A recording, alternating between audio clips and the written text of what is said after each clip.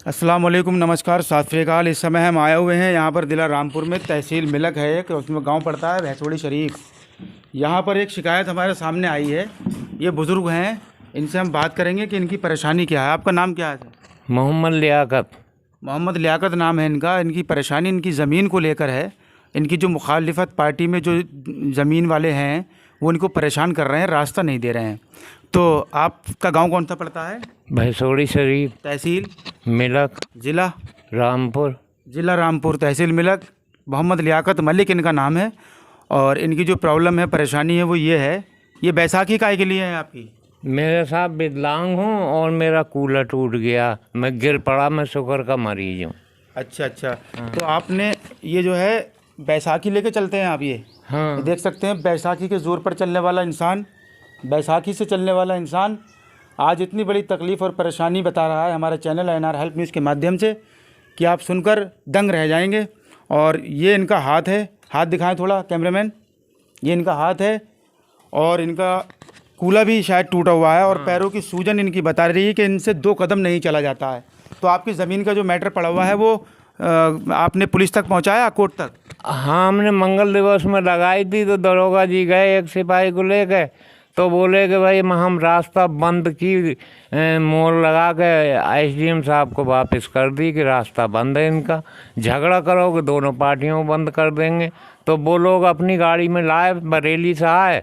और उनका नाम क्या है जो आपकी मुखालिफत में है? वो फर्ज कास में होगा साहब, मुँह जबानी तो मुझे याद नहीं है। अच्छा। हाँ, खाते शरीक हैं।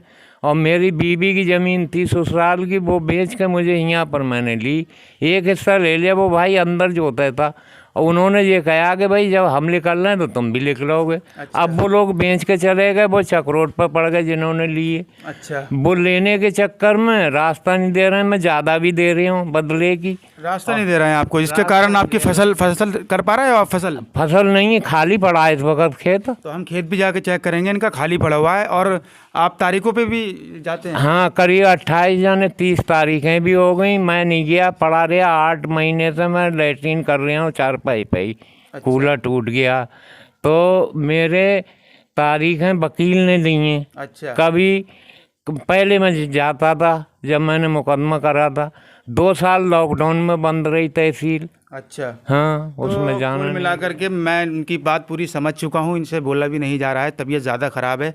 देखिए, मैं आपसे रिक्वेस्ट करूँगा कि मेरे जितने भी दर्शक हैं वीडियो को शेयर करें, क्योंकि मेन मैटर ये है कि आज ये बहुत परेशान हूँ, मर जाओ, जिंदगी से परेशान हूँ, कुछ खा के मर जाओ। अरे ना, बिल्कुल नहीं, ऐसा कुछ नहीं करना है आपको। आपकी जो ज़मीन का रास्ता है वो आपको मिलेगा, आप बिल्कुल बेफिक्र रहें। लियाकत साहब, मैं आपके साथ हूँ। अपने चैनल के माध्यम से मैं गवर्नमेंट से अपील करूँगा, एक एप्लीकेशन लिख के दूंगा, एसपी साहब से बात करूँगा।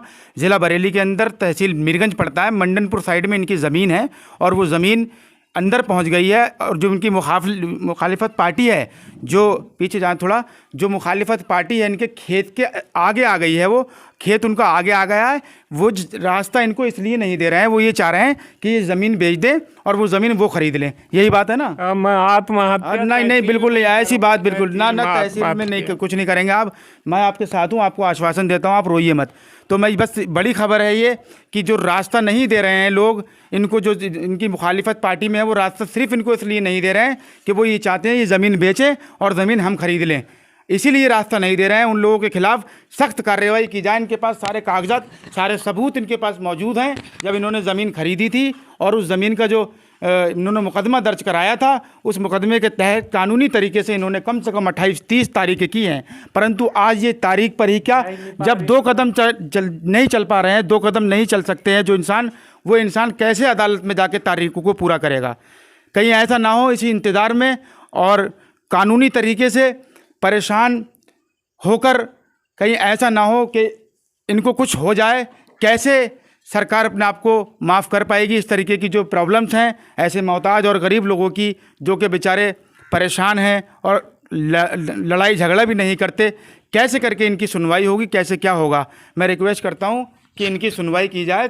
भैंसोड़ी शरीफ में रहने वाले, तहसील मिलक, ज़िला रामपुर के गाँव भैंसोड़ी शरीफ में रहने वाले ये लियाकत मलिक, जो कि यहाँ पर इस टाइम मोहम्मद लियाकत अहमद जो मौजूद हैं यहाँ पर, इनके घर तक आया जाए और इनकी पूरी सुनवाई की जाए और जो इनका मामला है उसे कानूनी तरीके से कानूनी कार्यवाही करके सुलझा दिया जाए।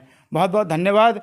इनकी परेशानी को मैं उम्मीद करता हूँ एसपी साहब समझेंगे, इनकी प्रॉब्लम को, इनकी समस्या को। इनके आंसुओं में वो दर्द, वो तकलीफ़ छुपी हुई है। ना तो ये फसल कर पा रहे हैं, जो इंसान 2 कदम चल नहीं सकता वो कैसे बार बार तारीखों पे जाएगा, कैसे अपने खेत पे जाके देखेगा।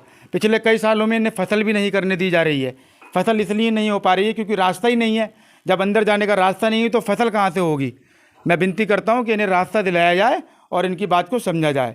मुखालिफत पार्टी को पूरे तरीके से जवाब दिया जाए कानूनी प्रशासन के द्वारा। बहुत बहुत शुक्रिया, आप जुड़े थे एनआर हेल्प न्यूज़ के माध्यम से। अस्सलाम।